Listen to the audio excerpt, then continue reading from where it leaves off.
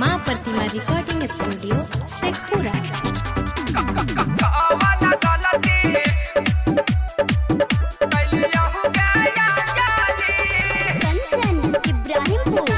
Mix by Shailendra Babu. है के कौन गलती कलियहु गया जाली हमारा से मुहावा फुलाइनी है के कौन गलती कलियहु गया जाली हमारा से मुहावा फुलाइनी फोनो नहीं करोही खाली तू तलारोही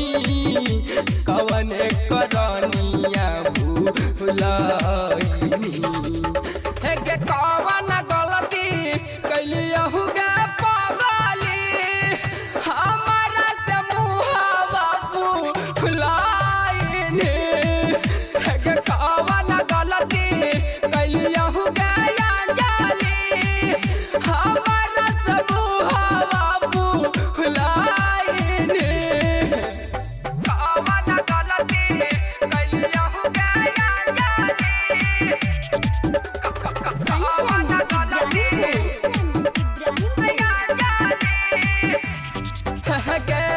कहीं से बतैयो गे पगली करहियो प्यार गे तोरे चलते भैया वापस खैले हलियो मार गे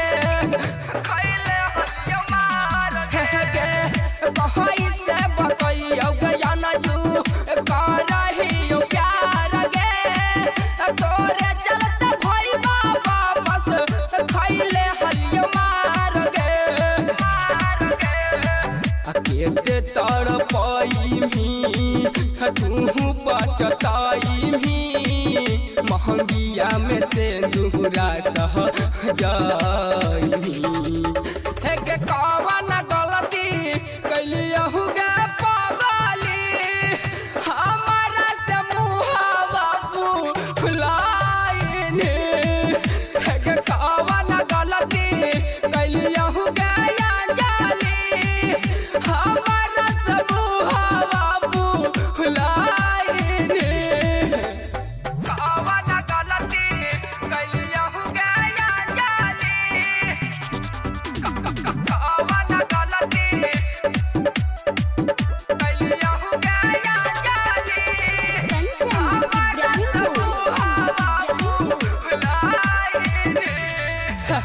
हमारे सपना देखो हनी रात दिन के अब कैसे रहो कि हमारा तू बिन गे बोलना हमारे सपना देखो हनी रात दिन के अब कैसे रहो कि